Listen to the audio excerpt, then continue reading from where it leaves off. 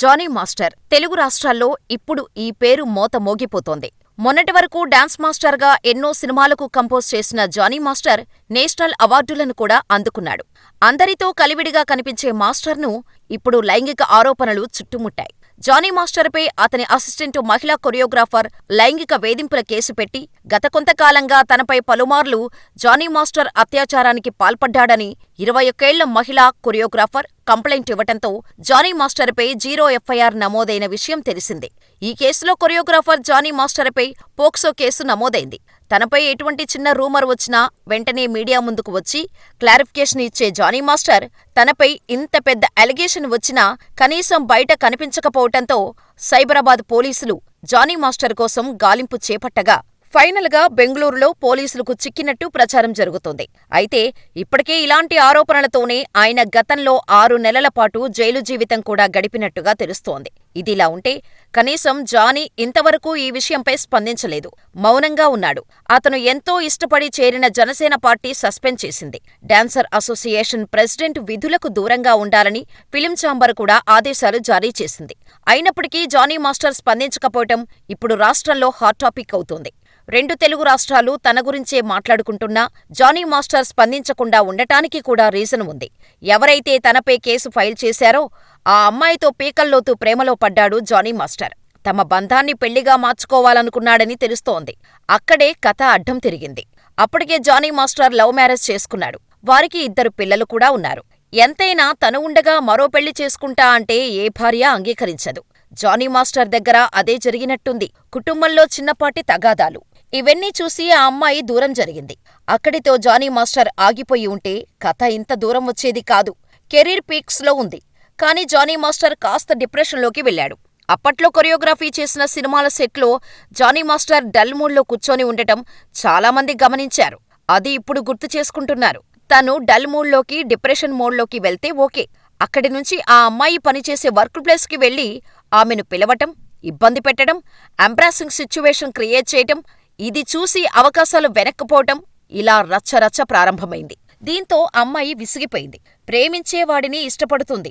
ఇబ్బంది పెట్టేవాడిని మరింత దూరం పెట్టాలనుకుంటుంది. అదే జరిగింది. ఇలాంటి టైంలో భర్త పిచ్చోడైపోవటం చూసి జానీ మాస్టర్ భార్య ఇక తప్పదని గమనించి పెళ్లికి ఓకే చెప్పినట్టు తెలుస్తోంది.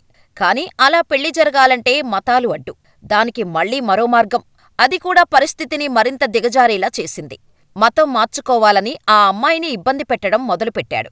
ఇక జానీ మాస్టర్ ప్రవర్తనతో విసిగిపోయి ఆ బాధలు భరించలేక వెళ్లి కేసు పెట్టింది.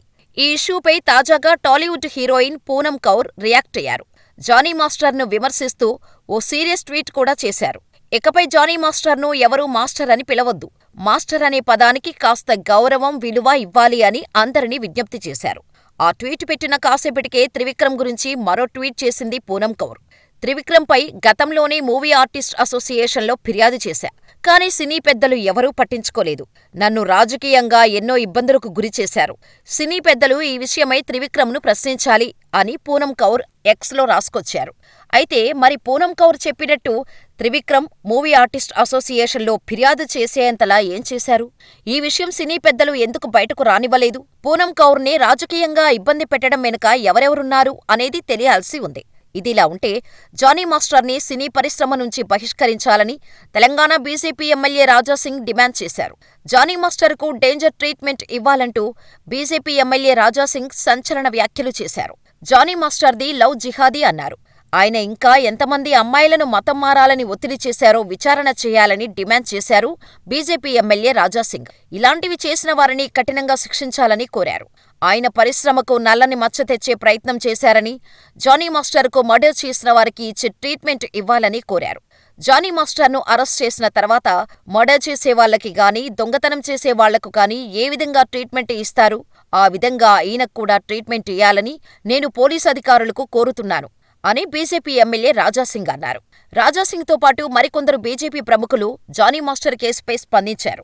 జానీ మాస్టర్ను అరెస్ట్ చేసి కఠినంగా శిక్షించాలని తెలంగాణ బీజేపీ మహిళా మోర్చా అధ్యక్షురాలు శిల్పారెడ్డి డిమాండ్ చేశారు. జూనియర్ కొరియోగ్రాఫర్ని లైంగికంగా హింసించి మతం మార్చేందుకు ప్రయత్నించిన షేక్ జానీ బాషాకు కఠిన శిక్ష విధించాలని ఆమె అన్నారు.